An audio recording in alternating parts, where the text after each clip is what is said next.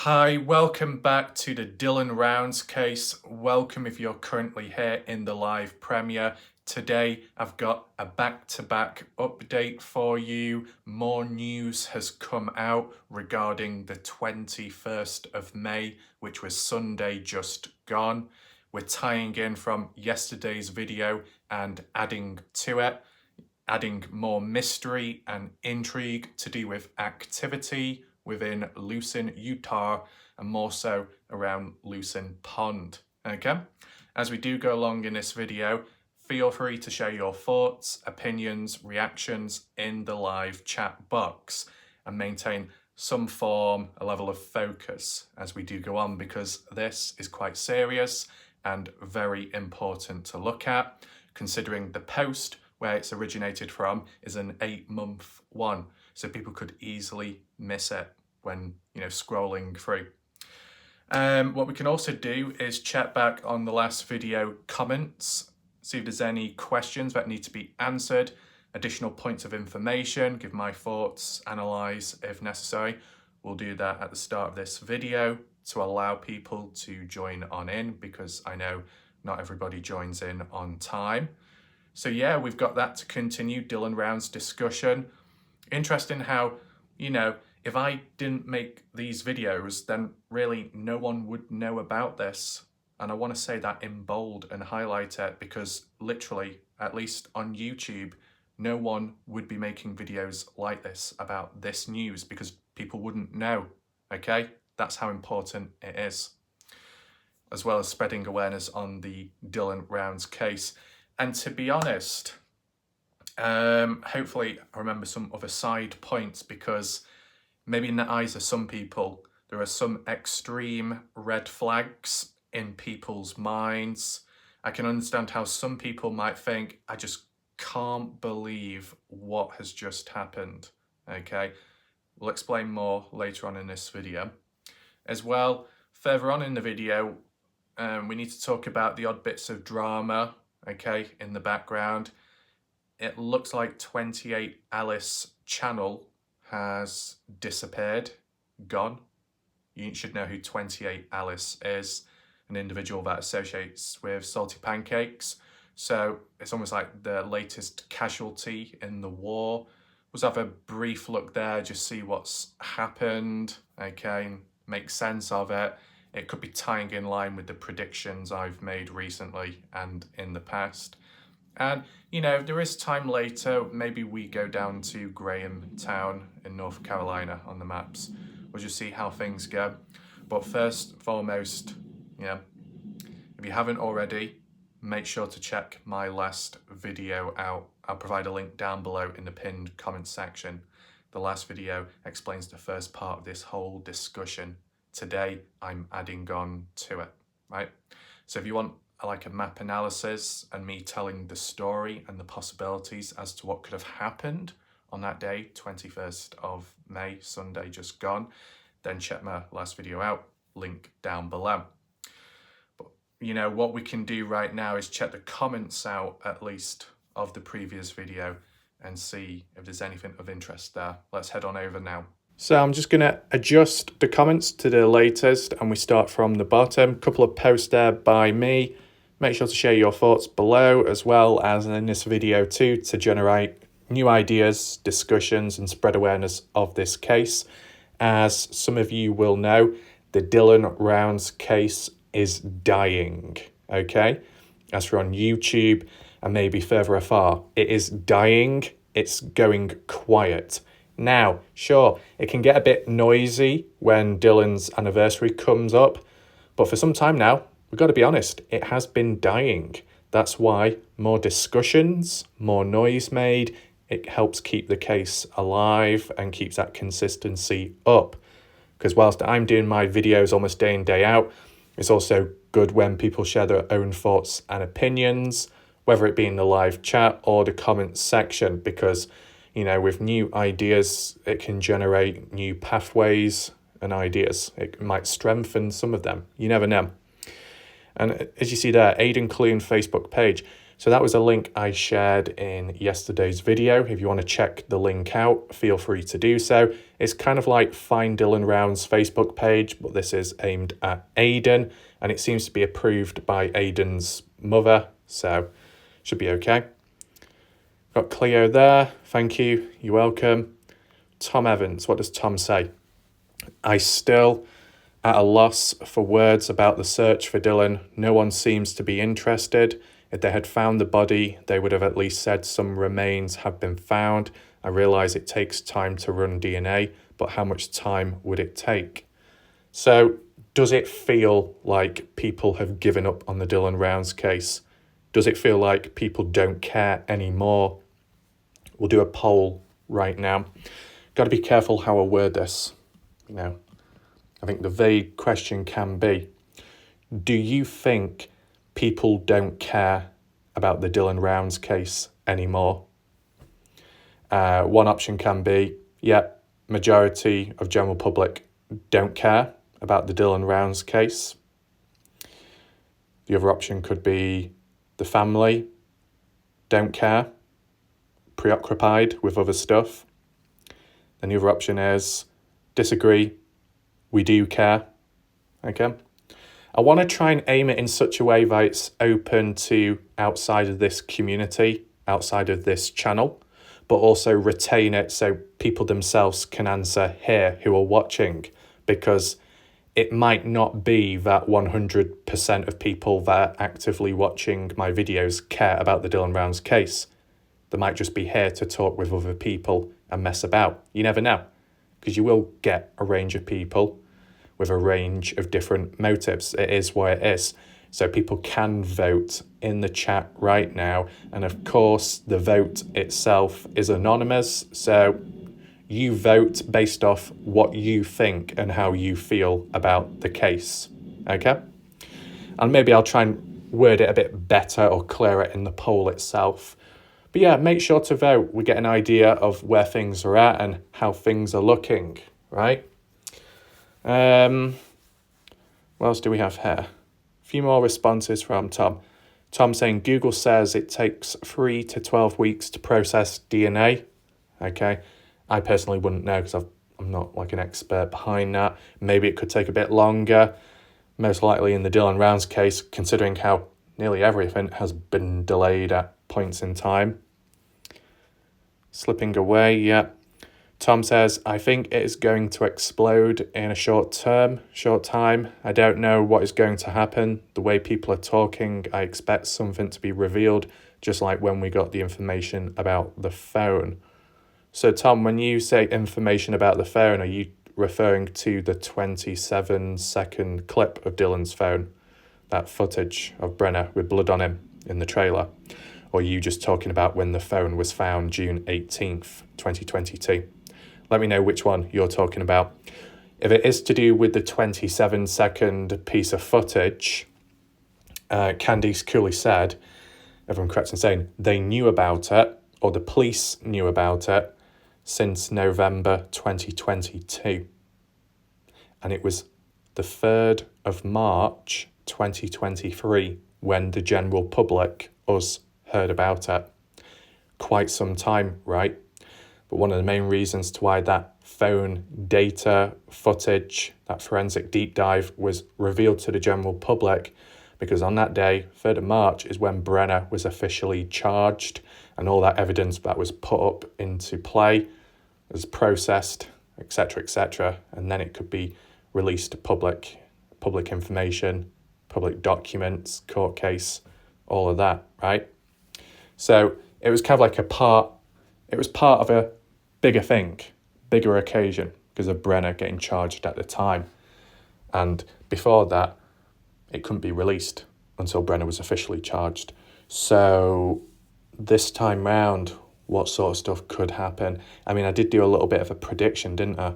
Where I said, well, they'll probably talk about active or recent searches out there. It might eventually catch up with my early coverage on what we're talking about yesterday and today.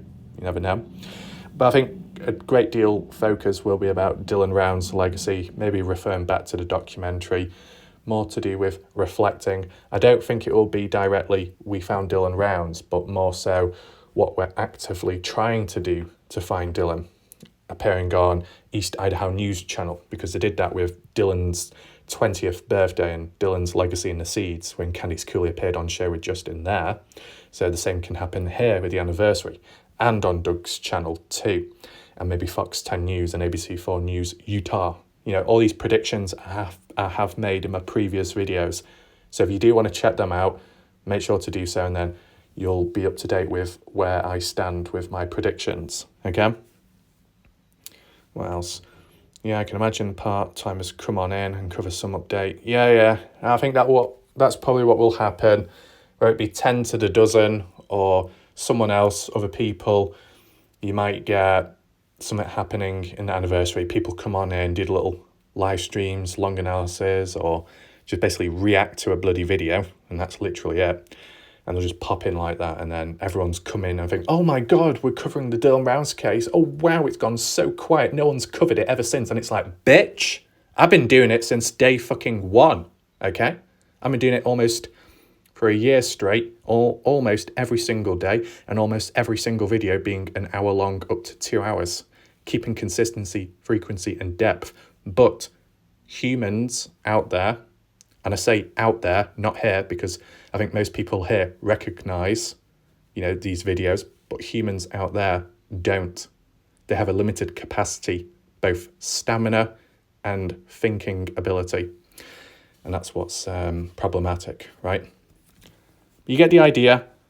You get my predictions, how things play out, because, you know, I've seen it happen before. So anyway, what does Tom say? When is Brenner's next court date? June the 5th. That's what Candice Cooley said in the last court hearing, which was April 24th.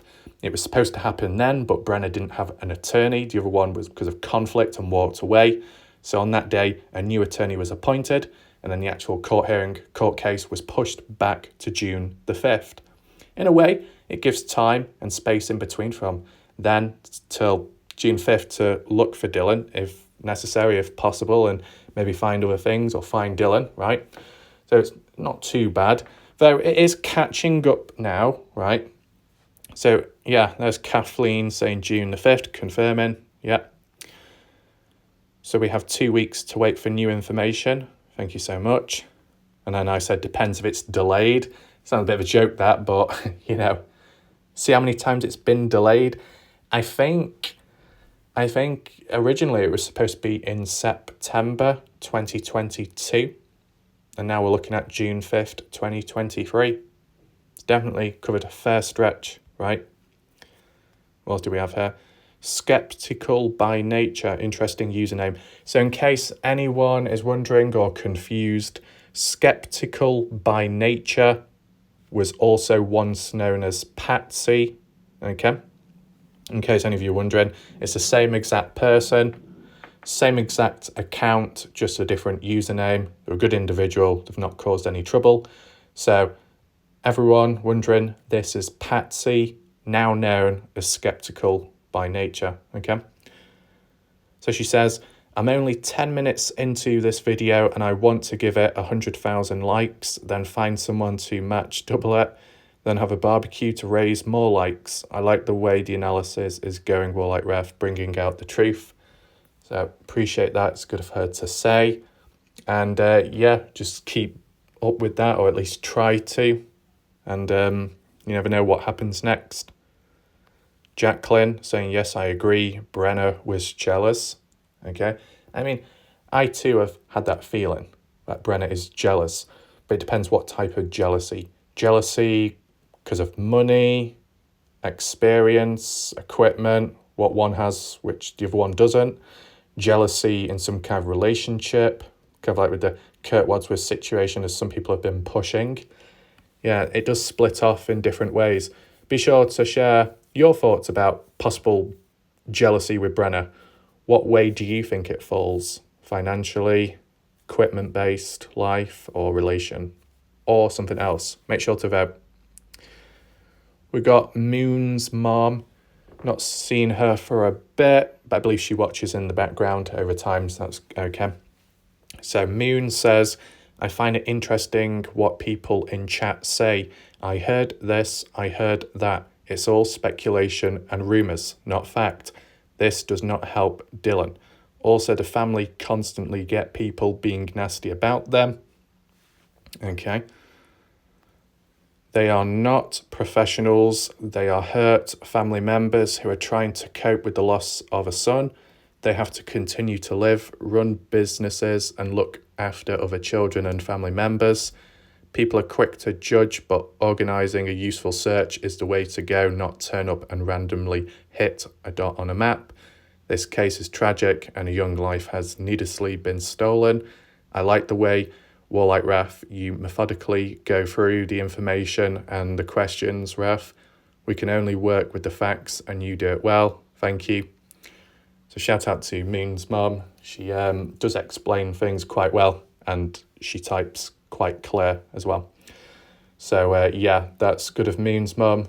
Good individual. And yeah, you know, with time I have acknowledged that, yes, Candice Cooley has made some inaccuracies, mistakes, got things wrong, switching and changing, but there'll be factors behind that which will cause something like that. With Justin, he's not really made as many mistakes, but that's just because he's not spoken as much. Maybe if he spoke more, he could make more mistakes like Candice Cooley. Unless because Justin is a bit more calmer, then he doesn't make as many mistakes. But then, you know, in the past, we've seen a mini outburst by Justin, which is understandable. So I guess it's mixed emotions equals mixed results when it comes to hearing about information, right? I mean, it could be worse, like someone like Kurt was with, you know, 1 minute he's drunk, next minute he's not. There's a lack of, you know, consistency there at times, which isn't too great, at least just in my opinion, okay? So one thing to always acknowledge, okay, to be honest, anyone that does call out Candice Cooley or maybe some other family member for inaccuracies, misinformation, always remember and acknowledge that it's not just Candice Cooley. Other people have done similar, if not worse, out and about within the case. Internal, external, okay? Is everybody capable of it? Misinformation? Yeah. But can some control it better than others? Yeah. Well, you know, sometimes when you look into a case, you know, you're on the outside looking in, it's a bit easier to make sense of stuff and try and arrange it just simply because it's not happening to you, right? There's no negative factors around you. So it can feel easier to understand at times. But if you're on the inside and you've got to make sense of it, with all the other factors going on, yeah, it can make things more difficult, right? What's the responses? Smooth Fishing saying fact is they denied a deal with Brenner and he would tell them where Dylan's body is. My son was murdered 5 years ago and I know what they are going through, except my son wasn't buried and didn't have to look for him. So if it was my son out there, I would do whatever I had to do to get my son's body so I could put him in his final resting place. No matter what deal they would have made with Brenner, that doesn't mean the judge would uphold that deal and give Brenner whatever sentence he wants. I would want my son's body and give him his proper burial. So in this situation with Smooth Fishing, based off real life experience, what he's gone through, you know, you can understand it from that point of view. We'll just see what Moon Mum has to say. Moon says, yes, the family refused the deal. That is their right. I assume they hoped he would get the death penalty, which is not on the table now. They, as a family, had the right to choose. Who are we to judge them? Guidance, Miss T also couldn't get her head around the fact that Candice Cooley and Justin turned down the offer to be able to get the location of Dylan's body from what Brenner knows of. And I think there'll be other viewers as well that can't quite understand it. But don't worry, I can explain it from how I see it. I'll do that very shortly. We'll just continue with the comments. Weezer saying the mystery deepens. Yes, it does, and it will deepen a little bit more today. If anyone has joined in right now, welcome. We're just looking back at the comments of the last video, catching up on that. Then once we're done, we're going to head on into the latest update regarding the search for Dylan Rounds in Lucin, Utah. Okay, continuing from what we know of from last night. Okay, so make sure to stick around. We've got Apple MX, new viewer, saying Candice. Maybe it's the way I say her name. Some people have thought I say Candy, Candice, Candice, Candice. I guess there's different ways of saying it, right? Let me know which way you pronounce it. We got Lead with Love or Led with Love. I think it's Lead with Love. Saying, wow, reward money was offered. It does not mean that it's just sitting, waiting to be spent. Well, you know, what you got to acknowledge is it was originally put out there as an incentive to get people to speak. So give a tip off, whatever. I thought increasing the money even more would be enough to persuade people to call in, to reach out. It didn't work. It didn't. So money withdrawn, and that's where the question lies. When it was withdrawn, where did it go? Was it used or not? And the only reason why I said that is simply because if they're raising money by the help of that event going on June the 10th with the barbecue, the cook-off in Idaho Falls, and the money raised there, the proceeds will go to this K9 task force unit that's been assisting, volunteering, helping look for Dylan Rounds and assisting with the family, then why did they need to raise money when they have money? If they were able and willing to put aside $100,000 in the name of Dylan Rounds and give it to the general public if they know of information which leads to the finding of Dylan's remains and the successful conviction of Brenner, if they're willing to put that much money on the line, then why do they suddenly need to raise money for this volunteer group that's been helping looking for Dylan when they have already got that 100k reward money which has been withdrawn? You get what I'm saying? Just want to reiterate that point because it's just an interesting question. Make sure to share your thoughts about it. Let me know what you think. Let me know, do you feel that reward money, 100k withdrawn, was it used or not? Was it used for the Dylan Rounds case or something else? Or was it just simply put back in their account wherever? We'll do a poll. That can be the poll right now. What do you think happened to the 100k reward money after it was withdrawn, returned back? Vote down below. One option can be they used it on the Dylan Rounds case, they simply put it back into the account, or they spent it elsewhere. Make sure to vote. Cleo saying, I wonder what they were doing out there. Good work. Thank you, Cleo. And there's just some links there. Okay. So that's it for the comments. Fair enough. Let's move on to that point about my thoughts, how I see it with Candice Cooley and Justin rejecting that plea deal. Hopefully what I'm about to share with you, my thoughts, may help you understand better of this scenario. So Candice Cooley, Justin Rounds had basically a golden ticket, the opportunity to be able to bring Dylan Rounds home quicker than the way it's looking right now. And that was like a couple of months ago, back in March, or maybe a bit before that, depending exactly when it happened. Basically, back then, Brenner was fairly open and willing to reveal the location in some kind of plea deal being made. Now, was Brenner at the time scared of the death penalty? I don't know. But I guess Brenner wanted a lesser sentence, so he might have the chance to get out when he's a bit older. Maybe unlikely, but in his mind, it's a chance to be able to get back out and be out in the open. So I guess that was going through his mind. Is there still that every possibility that Brenner might have played along, toyed with their emotions and gave a false location to where Dylan Rounds is at? That's still possible. It could have still happened, right? serial killers have done it in the past, and if Brenner's cold and doesn't really show much emotion, then maybe he might be willing to mess about because he feels that power. He is in power to an extent because he holds the key to, where Dylan Rounds is at, right? So for Candice Cooley and Justin to be in a situation where Brenner was open to talking to them and revealing location, you thought that would be the perfect time to be able to find Dylan, bring closure to the family, and be able to move on in a positive way and continue with Dylan's legacy. Though that didn't happen, I'm still looking for Dylan to this day.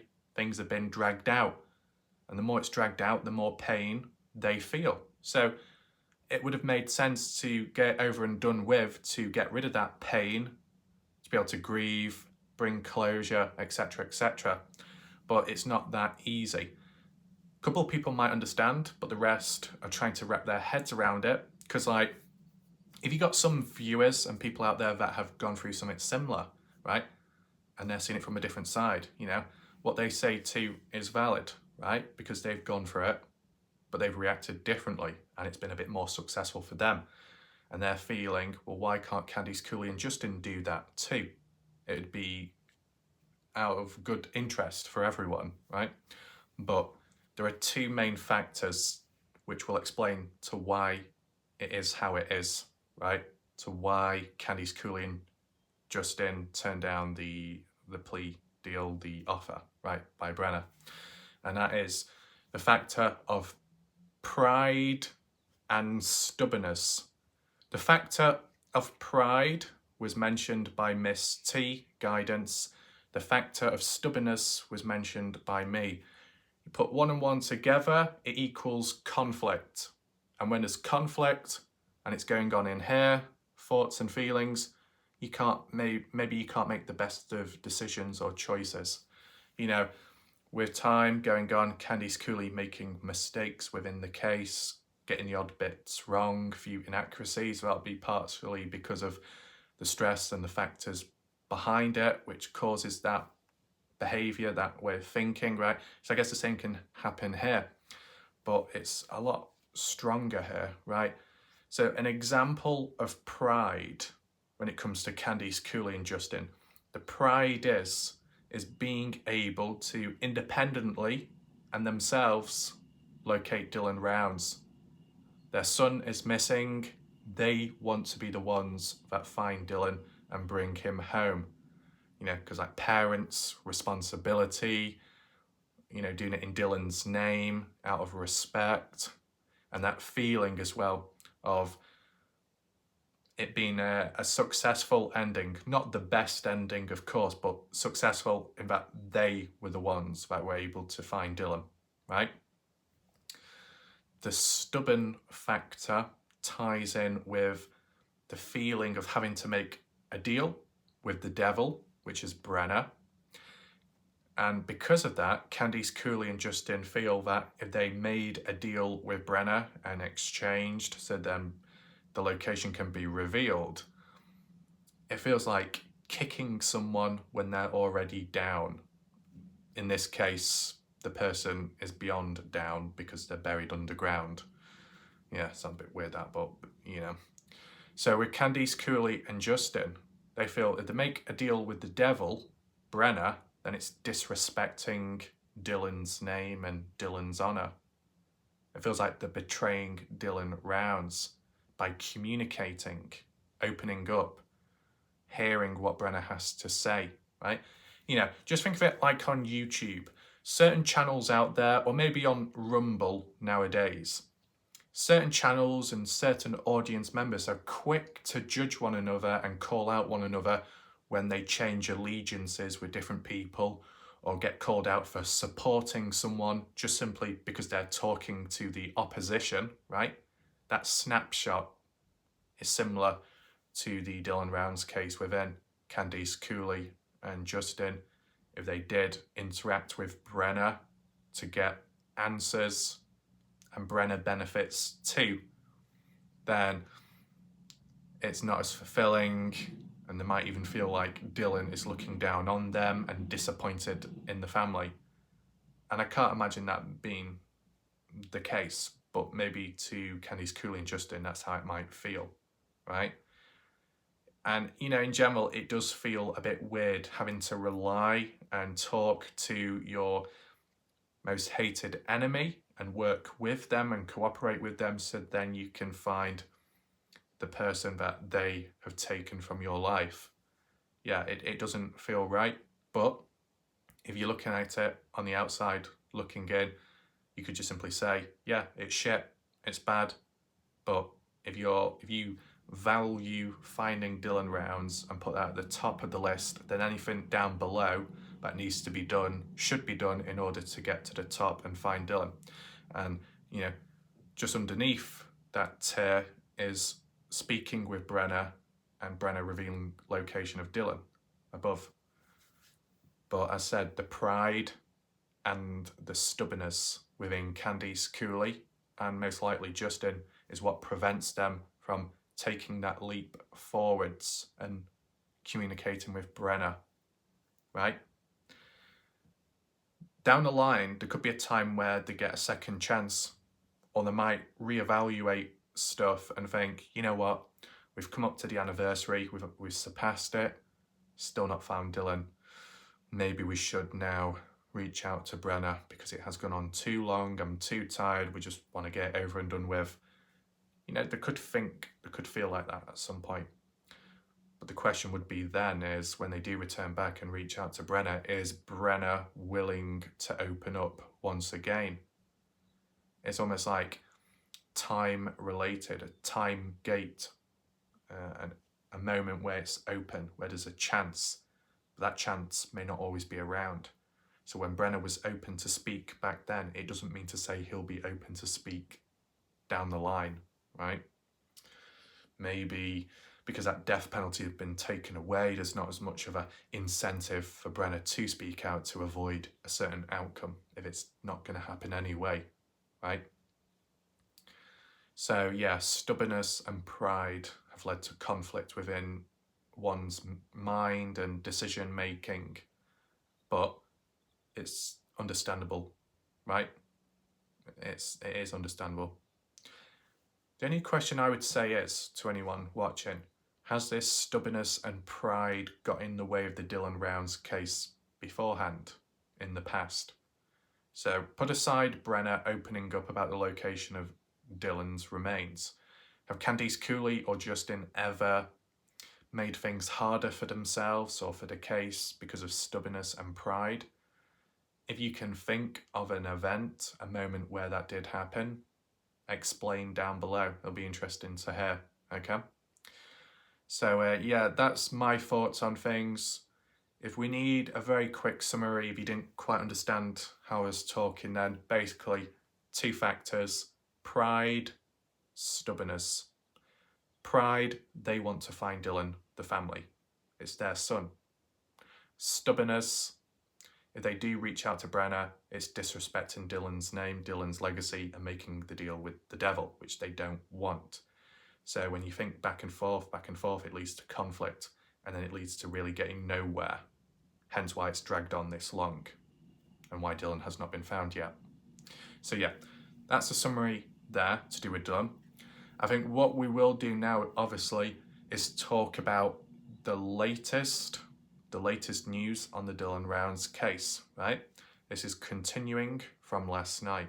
In between last night and now, there was an additional comment provided by that witness called Janice that was present near Lucin Pond, Lucin, Utah, on the 21st of May 2023, which was Sunday just gone, right? We're just going to check that comment out now and see what's talked about, analyse, and then add on with what Weezer has recently said too. Here we are with this Facebook post. As you see, 7th of October 2022, but that does not matter. Scroll down to the very bottom. Here we are. So once again, you see that Janice Peterson Ford with her comment Monday, and it was the day before Sunday when she was present. Candice Cooley replying saying, it was us, but has nothing to do with it being close to the anniversary. So yeah, Candice Cooley and whoever else, maybe Justin and a third person out there near Lucin Pond, 21st of May, Sunday, 2023. Janice responded back though, and this is the new comment 17 hours ago. Janice says, okay, I just had a strong feeling that it was someone or something to do with Dylan Rounds. The sheriff was there about an hour beforehand. Hope there is some progress. Prayers to everyone. What? So if this is still talking about Lucin Pond and the area around that, Janice, who was present there on the day, 1 hour before Candice Cooley and Justin and whoever got there, the sheriff was there first. What? Now, I feel, before seeing this comment, I kind of got it right. Because last night I threw into play who was that third person. And I say I kind of got it right in the sense that there was a person present there which fits this description, but only 50% right because that person wasn't there at the time Candice Cooley was there from the looks of it. They were there 1 hour beforehand. But why were they there 1 hour beforehand? Why was the sheriff there? Was the sheriff from Bucks Elder County Sheriff's Office? Probably, likely.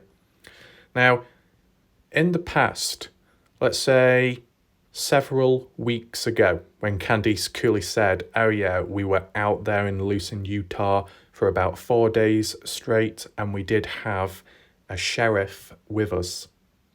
I don't know how many. At least one sheriff was present while searches were taking place.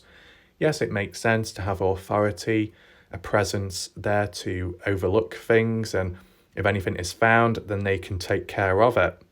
So, with 21st of May, Sunday just gone, and you've got a sheriff going down to the Lucin area, possibly Lucin Pond.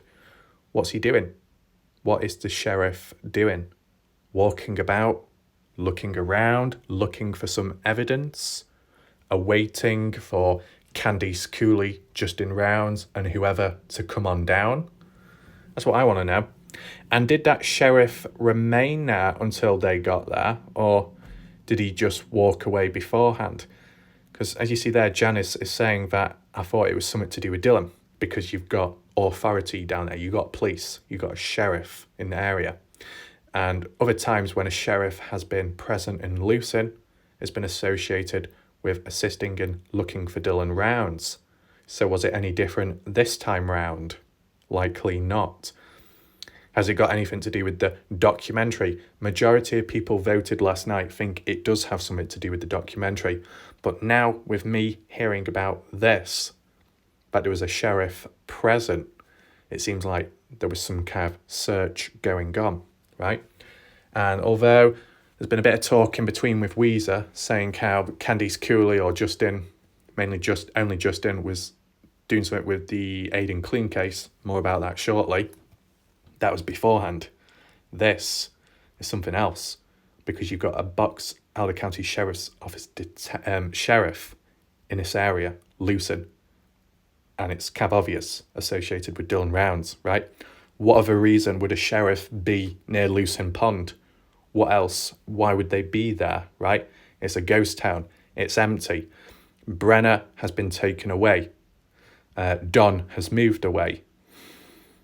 Chase Venstra has been taken away. Robert Aviles has been taken away. So who's left within Lucin, Utah right now who's still or capable of being a criminal or a reoffender? Is it Bibbins? Did Bibbins do something dodgy recently and that's why a sheriff went down? Don't think so, because we've not heard anything about arrest being made. And with the family coming on down an hour later, maybe it all tied in together, right? I just want to know, though, that sheriff that came down 1 hour earlier, did they remain whilst the family were there or not? Makes you think. So Janice previously said that she saw 3 cars that had stopped and people walking around. Why were they walking around, though? And then later saw them headed towards Montello. Now, did the sheriff follow in that direction or not? So we've got a little bit more information here and updates, right? And I think it does seem to sway towards the idea that it was some kind of search going on, maybe trying to track down some kind of evidence near the pond, although the pond has been checked many times. Well, a fair few times, and not too much has been found besides the phone. Why did it keep coming back? You know, they seem more focused on that area than other areas. But the wash, you know, you can get into the wash nearby to that pond, so that could be why family were around there and why the sheriff was too. Because in the past, when Kenny's Cooley said they were searching, looking down the wash, or a wash at the time, but they did have a sheriff with them to overlook things. So maybe the same happened again here. It's just the fact that this time round, we heard about it before most other people would. Maybe all this, what's going on, might actually be talked about more in depth when Dylan's anniversary comes up. So we might get a bit of a better understanding. But it's good to be able to learn about it now so we can prepare for what might come ahead. And then we can also compare and contrast if there's any inconsistencies made from what we hear now to what we hear then.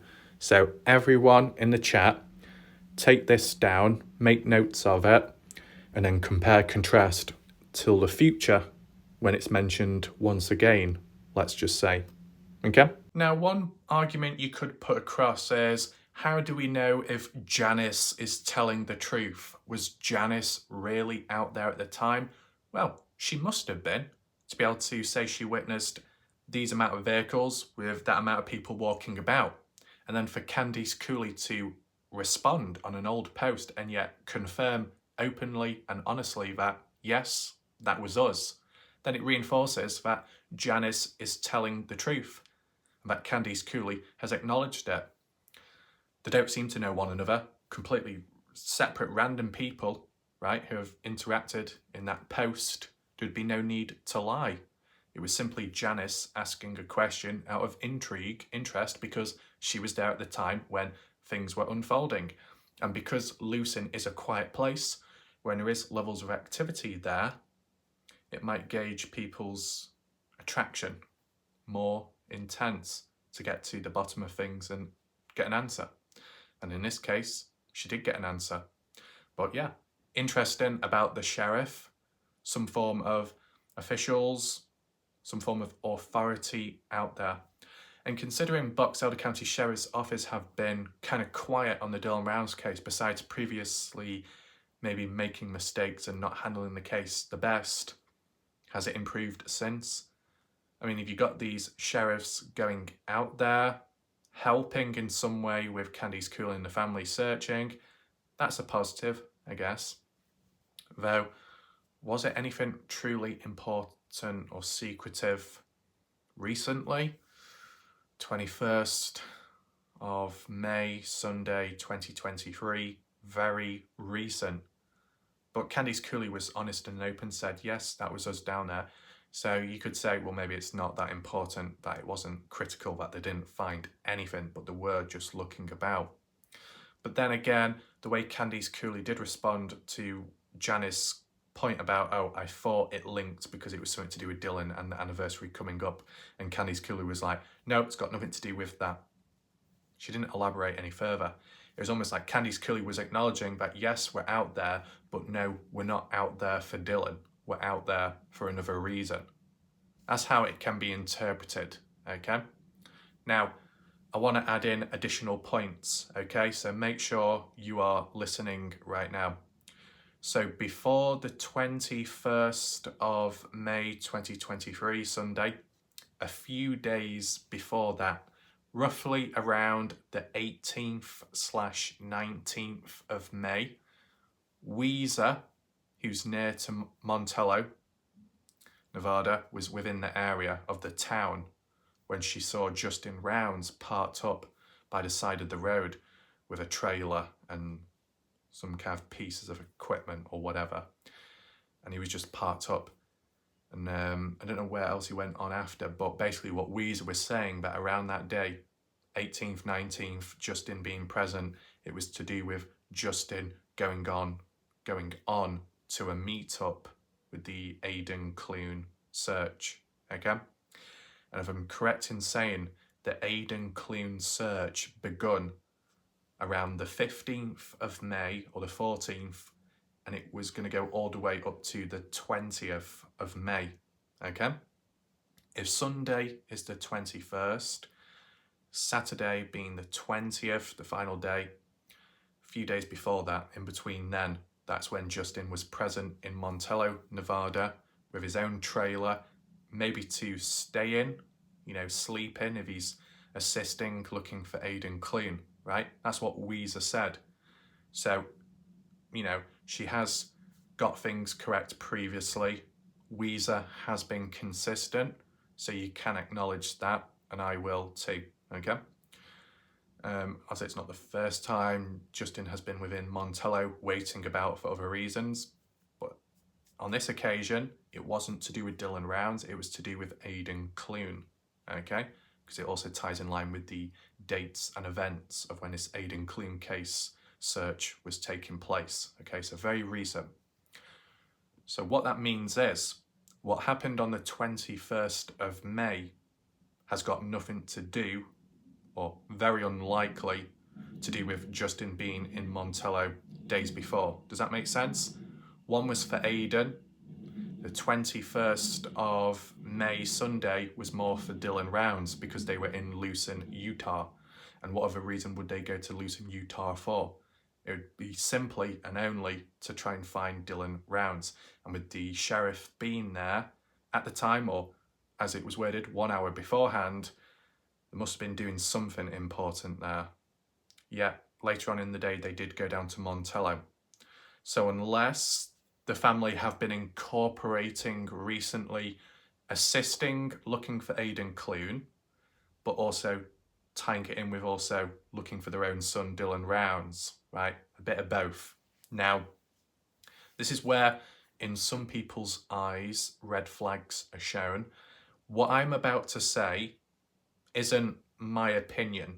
What I'm saying is just relaying what some of you might be thinking, or at least other people out there, as to how they think when listening to this, okay? Just take that in mind, it's not coming from me. So some of these people would be thinking right now, oh my God, the family who has a missing son are instead looking for another missing person instead of their own son. They're putting Aidan Clune before Dylan Rounds. Is that normal? Is that really normal? I want to know your thoughts about that. Give me your thoughts right now. Do you think that's the case? Do you agree with that statement? What the hell's going on, right? For and against arguments. I mean, some people could say, well, Candice Cooley and Justin have been looking endlessly for Dylan Rounds for so long, right? They did put Dylan first before Aidan back then. Maybe just now they're branching out to Aidan because they feel that they can't find Dylan at this moment in time. So they might as well do something else and be more productive elsewhere. That still may not be the best attitude to have from that perspective, right? If you think about it, I think it still all ties back to that plea deal, right? Rejecting it, pushing it away, determination, stubbornness, things being dragged out, things getting harder, and then what? Getting to a point where you think, can't find Dylan, so instead we'll look for Aidan Clune, who's not even our son. Yeah, depending how you word it, it does sound really dodgy, that. Looking for a missing person instead of your own missing son. Yeah. But, from what we've heard from Weezer, Justin being out there trying to look for Aidan. Was Candice Cooley there? No name was mentioned. All I'll say is, Weezer, if you're present or if you're getting distracted by dodgy things around you, whatever, if you can catch this up on replay, that would be good. But the question I have towards you, Weezer, besides the 18th, 19th of May, roughly around that day, okay, when you saw Justin Rounds within the area of Montello. Do you think it has any link whatsoever with the 21st of May, Sunday, 2023? Do you think it's simply a link between, trying to look for Aidan Clune, but also trying to look for Dylan Rounds because it's kind of within the same area? Do you think it's that? Or do you think that Candice Cooley, Justin Rounds, and whoever else who was out there on the 21st of May Sunday, then later in the day heading down to Montello, was that because they were heading down to Montello to then go on to looking for Aidan? It can't be, because that would be the day after the 20th, and the 20th was the last day of that organised search. So they would be late to it and it just wouldn't work, right? So why would they go down to Montello? That still remains unanswered, okay? So maybe I might have answered it for you, Weezer, part of it, but it's just trying to make sense on the matter. We'll do a poll right now. I don't know how I'm gonna exactly word this. Maybe we can do it vague, kind of like what I just said then. Do you feel that the presence of Justin Rounds around 18th, 19th coincides with the presence of him and Candice in Lucin Pond on the 21st? Is there some kind of link and crossover that they're collaborating, helping with Aidan's search case, whilst also juggling with looking for Dylan?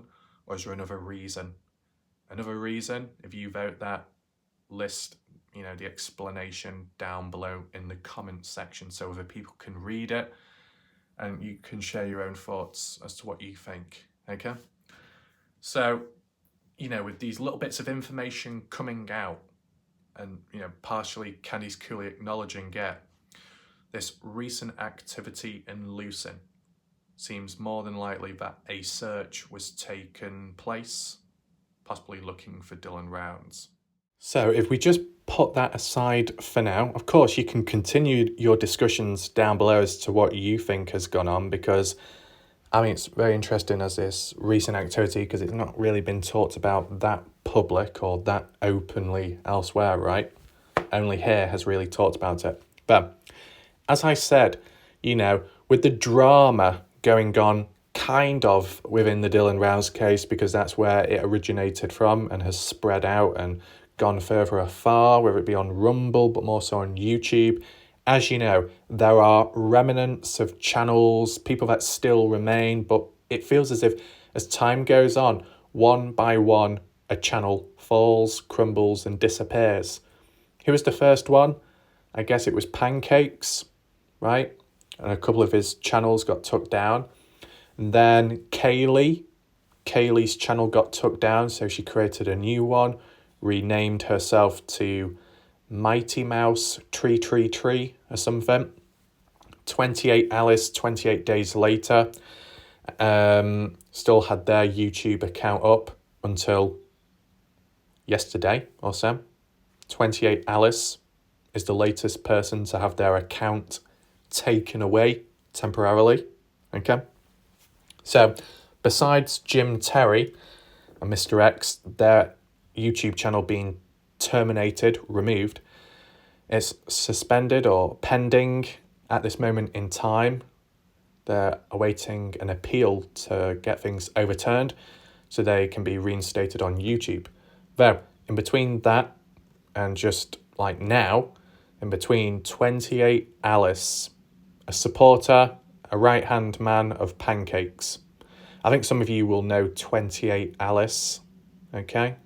Maybe you do. If you don't, they just basically associate with salty pancakes, okay? If you remember, 28Alice was the person that in the profile picture had like a headphone, a headset on their head, which looked like it was 2 sizes too small for their head, and the little microphone that bent around their face near to the mouth. You probably know who I'm talking about now, okay? I think some people in the past were referring to Alice having no teeth or something. I don't know personally, because I don't look into people's mouths that often, okay? But what I will say is there seems to be a bit of a theme going on within the Dylan Rounds case, whether it be the truth or not, or just simple insults aimed at one another. The talk about teeth seemed to be quite a hot topic within, all these characters and individuals. Don't know why it resorted to teeth and nothing else, but I guess it is where it is. But yeah, if I was just to type in Alice, okay, 28Alice, press search, what's the first thing that comes up? Kaylee with a tongue out. Right, whatever. Basically, this channel here, Truth Teller, is someone that I guess doesn't like salty pancakes, so has created videos compilation to do with those people. Okay? Can't really stop the video either. And what's that other one? Brand new episode. I think this person, Truth Teller, is the same person that might have uploaded videos recently to do with pancakes, a summary of him, how he wanted to put this in the Shack lady's mouth and then put that behind Montello. All that odd, obscure, abstract stuff. So I think it's all from the same channel. But what we obviously do need is the channel itself, because these are just videos related to 28Alice. And we go into the channel section. 28Alice does not exist. It doesn't exist. And that's because the channel has been temporarily taken away. In the words of Alice, I believe she was saying how her account has been suspended. So she can't use it, she can't comment on it, she can't upload videos. It's suspended, it's pending. An appeal has been put forwards, and it's like a matter of time until she gets a reply back from YouTube. Okay. So in terms of the appeal process, it's kind of similar to the situation with Jim Terry, Mr. X, in terms of having to wait to be either approved by YouTube or for the claim to be rejected. If both were approved, then Jim Terry can have his channel back and probably doesn't lose anything either. Same applies to 28Alice. Does it happen to both channels or only one? Should we do a poll right now?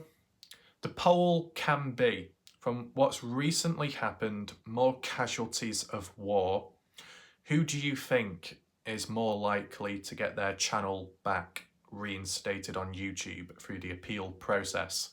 28Alice, Jim Terry, Mr. X, or neither? Make sure to vote right now, just to see the likelihood of things based off what you know of, what certain people are capable of, or what they may have done to be punished. Who's more likely to be forgiven or acknowledged by YouTube? Let me know. What I would say is, because it's so back and forth, regardless of who's in the right and who's in the wrong, it's very back and forth that I feel, could it get to the point where YouTube see it as he said, she said, over and over again, back and forth. It's so all over the place that, we're just going to reject all these appeals and, you can all be suspended and terminated. Could YouTube do that? I mean, if it's so back and forth, maybe.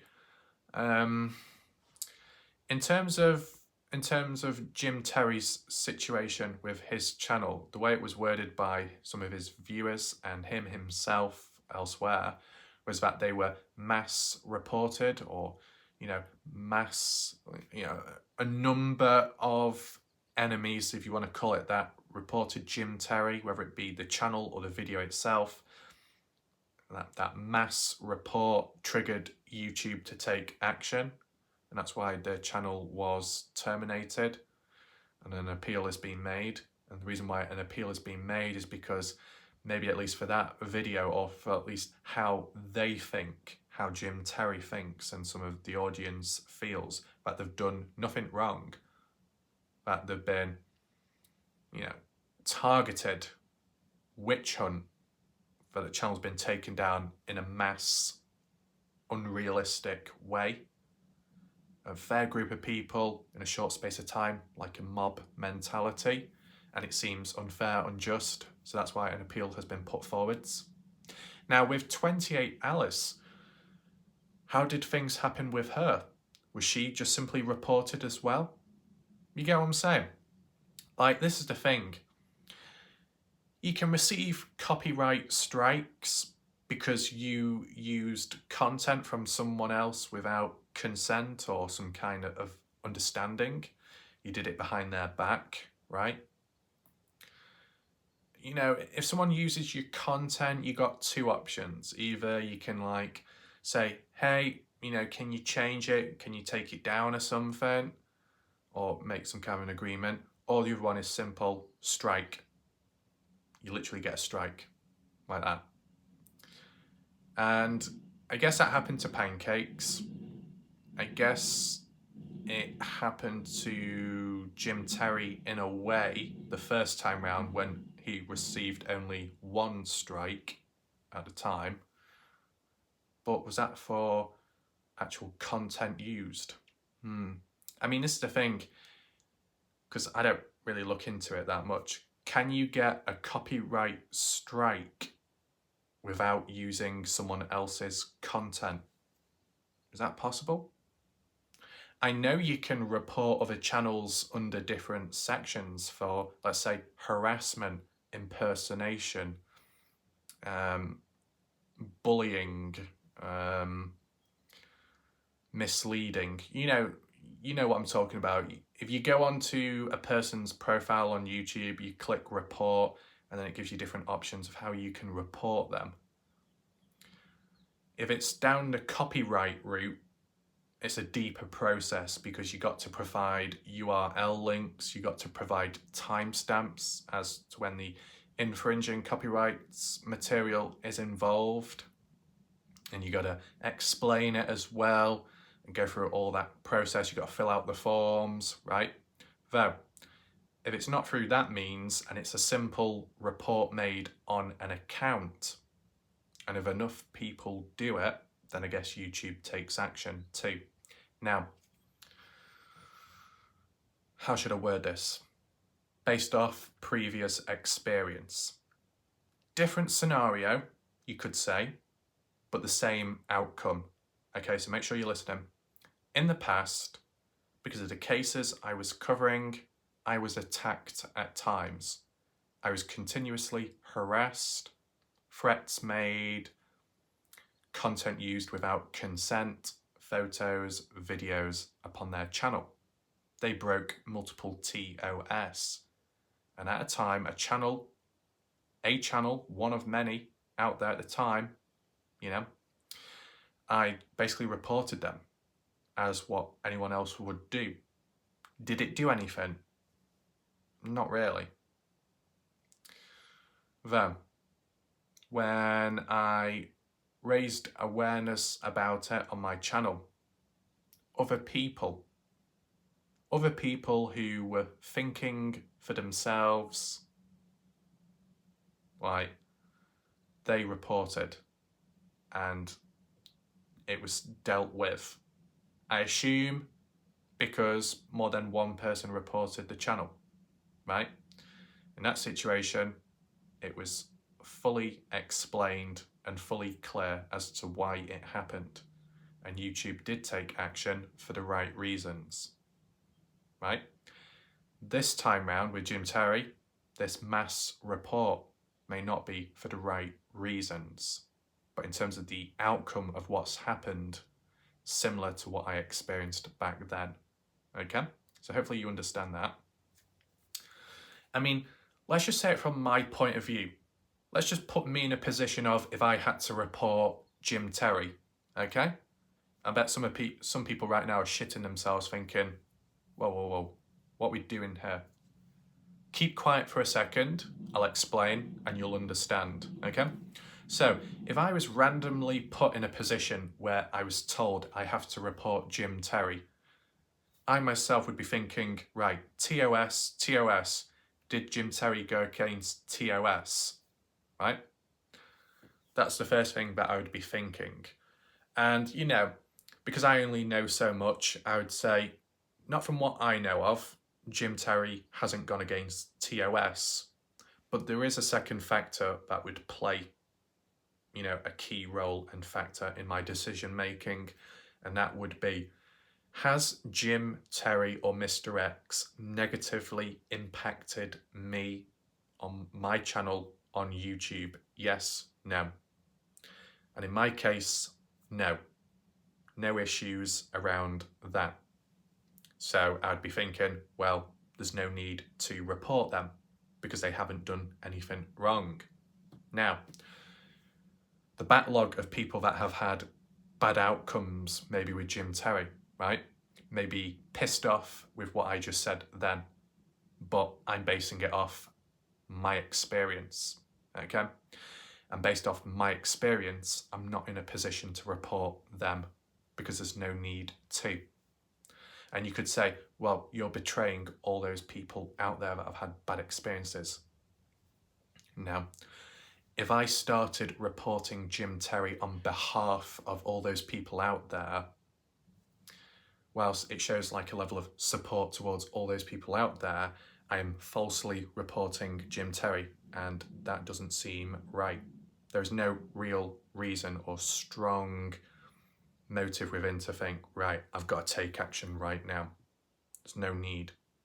So like examples are Jim Terry and /or Mr. X have not used like my videos or content like that. From at least what I know of, they've not like, you know, slandered my name. They might have called me a bitch.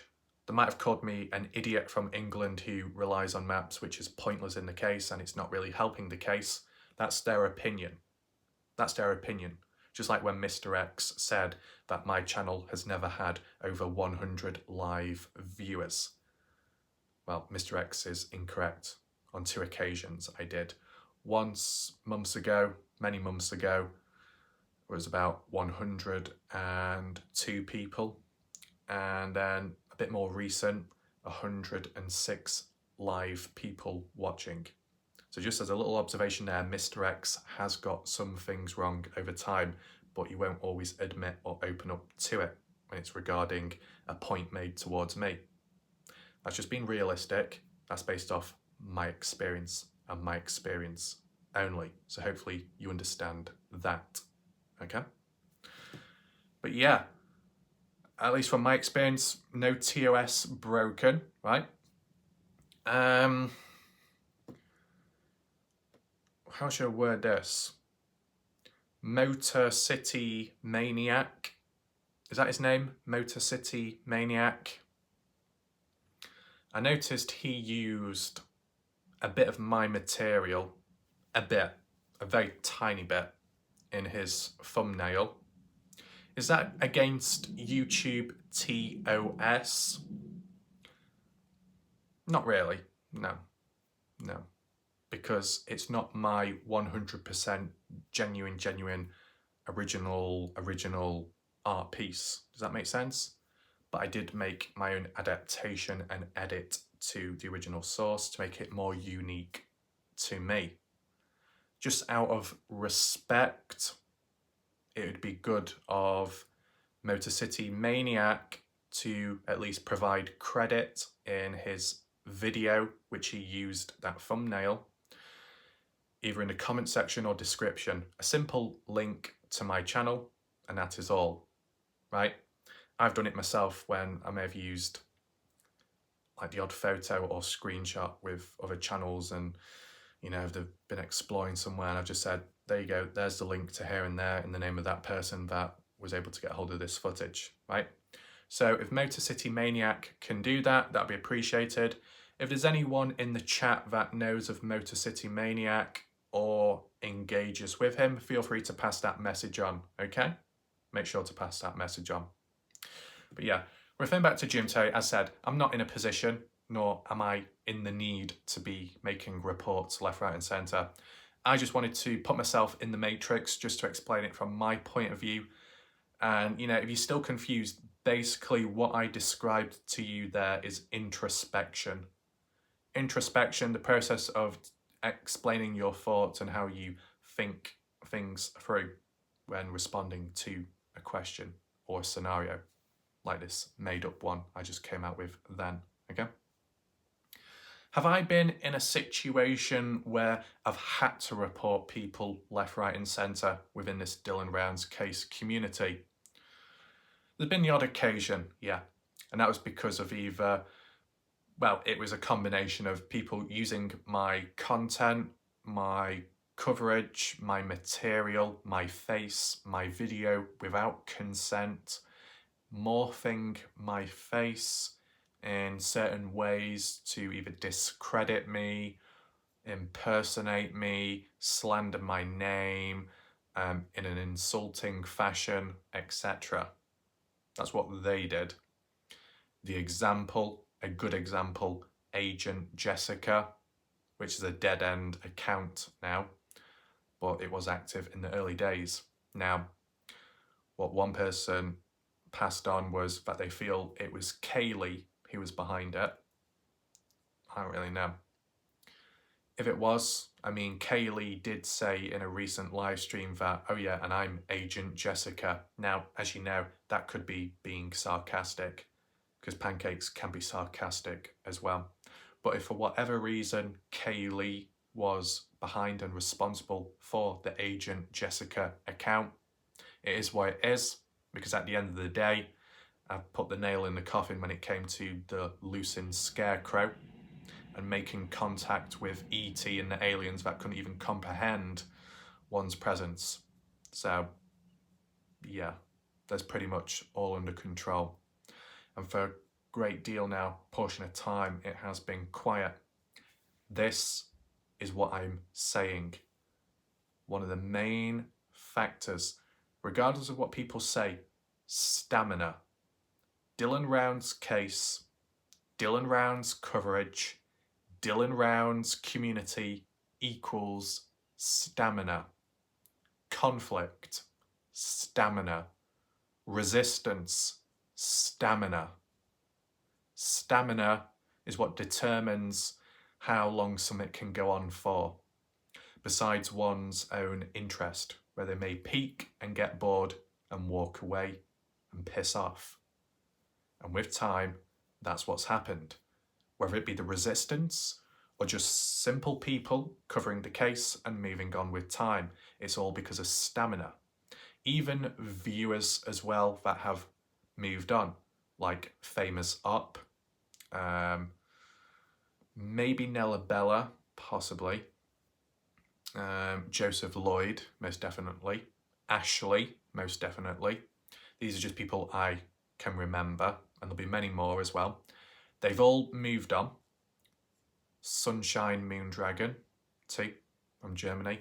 They've all moved on because of stamina, and also down to interest, but stamina. They've got drained, they've got bored, it's gone on too long, the case itself. They want to look at different things, they want to open up and reach out to newer cases and stuff, right? I'm still here. I'm still standing, right? Covering it. Whether it be to do with the repetitiveness and just making sense of it, which could be the definition of insanity. But I'll tell you something, when you run on the museum mission in the Division 2, 72 times on hard and challenging, 72 times on challenging, about 20 times on hard, in hopes of getting the merciless AK-47 assault rifle exotic weapon, which turned out to be a load of shit, but it took that long to get. That's the definition of insanity.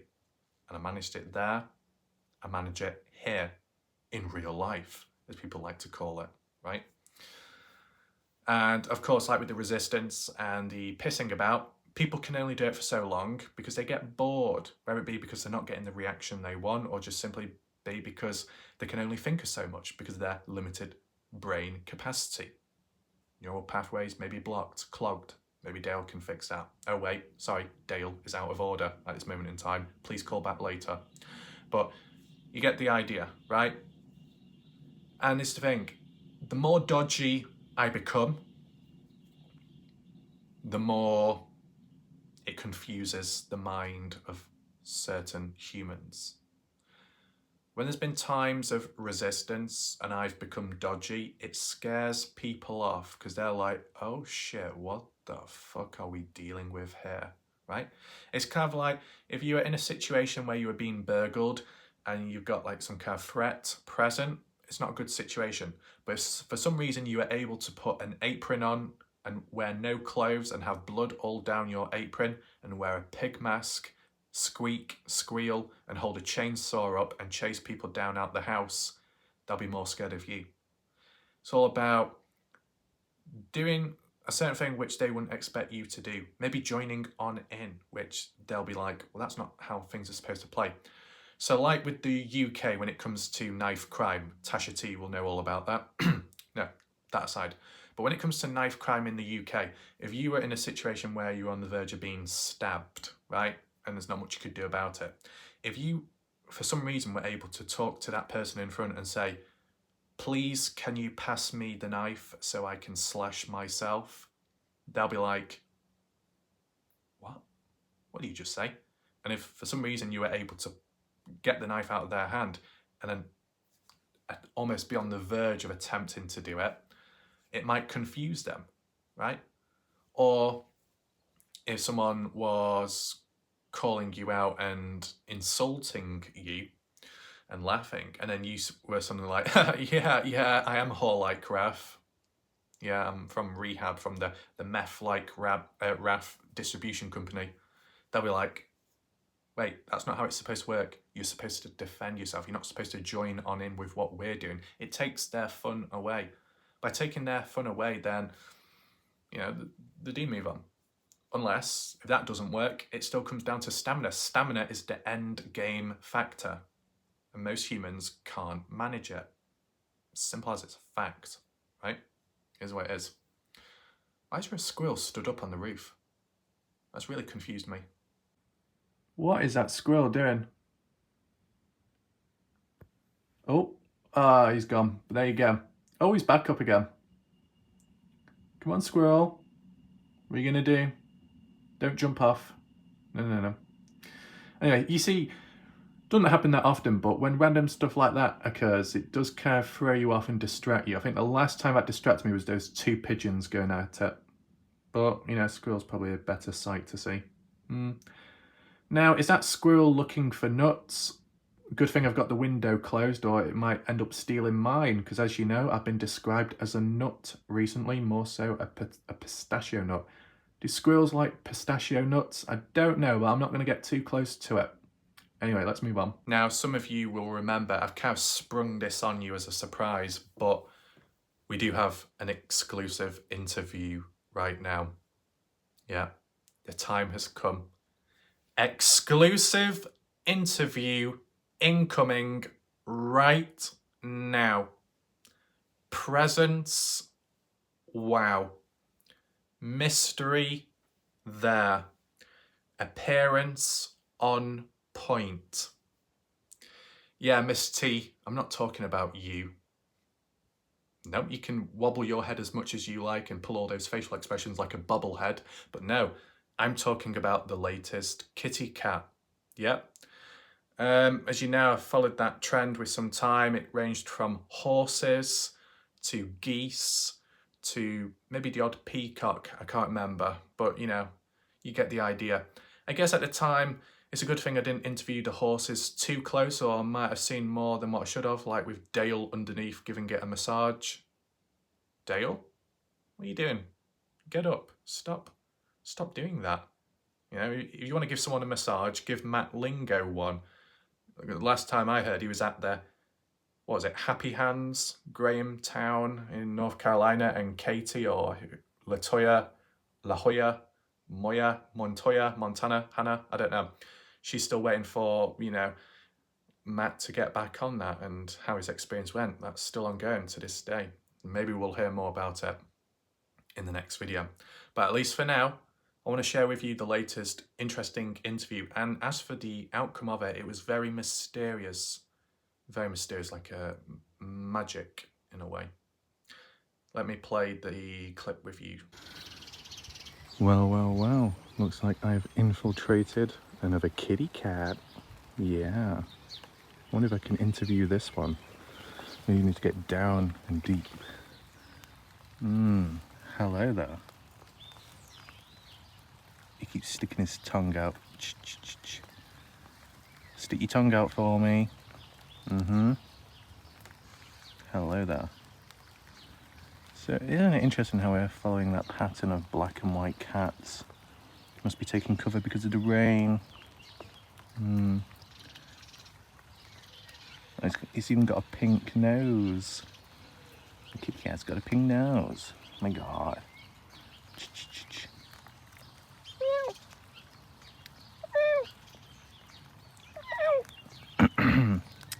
Need to tune my voice a little bit.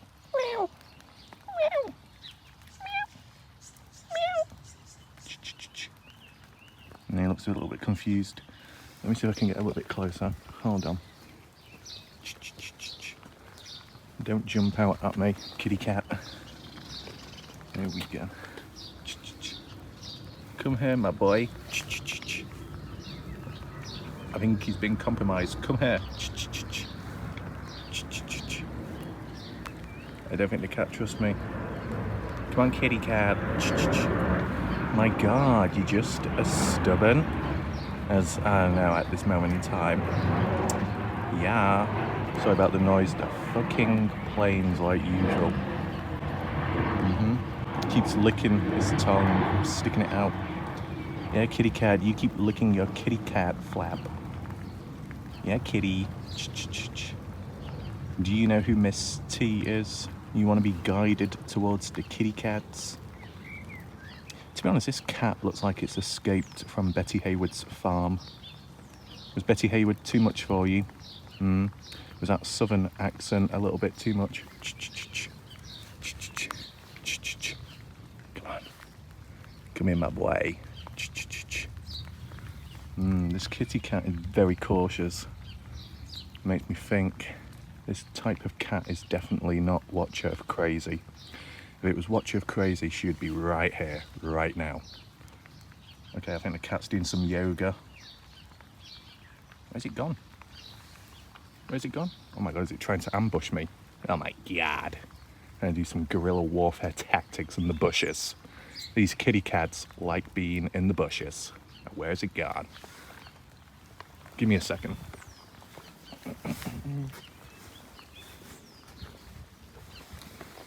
What? What the hell? Where's it gone? It's just disappeared. What the fuck? Oh my God. Oh my God. I think we got Evan Bourne. My God, it's Evan Bourne. The cat has escaped. Look, can't you see? The cat. Nowhere to be seen. How does the cat disappear? How does the cat disappear like that?